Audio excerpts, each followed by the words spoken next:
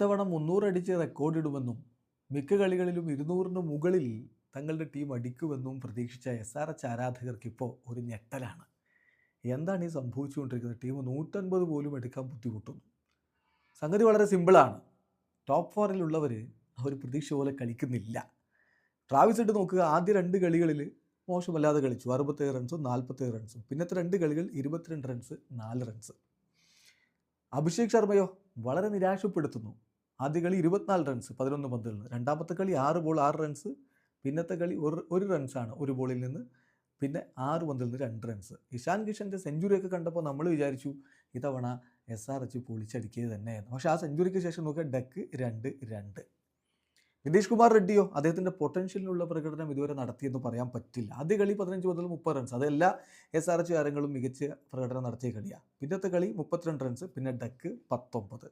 So top 4 മികവ് കാണിക്കുന്നില്ല എന്നുള്ളത് SRHന് വലിയ തിരിച്ചടിയായി മാറിയിട്ടുണ്ട്.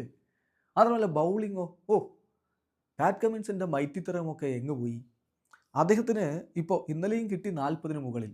IPLൻ്റെ ചരിത്രത്തിൽ ഏറ്റവും അധികം തവണ 40-ന് മുകളിൽ റൺസ് വിട്ടുകൊടുത്ത ക്യാപ്റ്റന്മാരുടെ ലിസ്റ്റ് എടുത്താൽ അതിൽ ഒന്നാമൻ പാറ്റ് കമിൻസ് ആണ്. 6 തവണ അദ്ദേഹം 40-ന് മുകളിൽ റൺ വിട്ടുകൊടുത്തിട്ടുണ്ട്.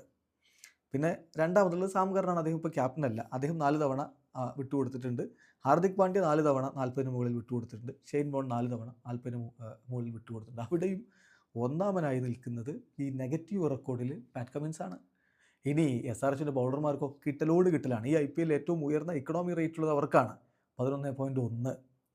അതേസമയം രണ്ടാമതുള്ള RR 10.7, പിന്നെ LSC 10.4, PBKS 10.1. അവിടെയും നെഗറ്റീവ് റെക്കോർഡ്. ഏറ്റവും അധികം ക്യാച്ചുകൾ വിട്ട ടീം ഏതാ? SRH ആണ്. ഈ IPL സോഫാർ 8 ക്യാച്ച് അവർ വിട്ടു. രണ്ടാമതുള്ള GT 7, പിന്നെ CSKയും LSCയും 6 തവണ വീതം ക്യാച്ചുകൾ വിട്ടു. ഇനി 200-ന് മുകളിൽ ചേസ് ചെയ്യുമ്പോഴുള്ള SRHൻ്റെ കണക്കെന്താ? 15 തോറ്റു, 2 വിജയങ്ങൾ. സോ SRH വീണിരിക്കുന്നത് സ്വയം കുഴിച്ച കുഴിയിലാണ്. ഇത് ആരാധകരെ ഞെട്ടിക്കുന്നതാണ്. ഈ വീഴ്ചയുടെ ആഴം വളരെയേറെയാണ്.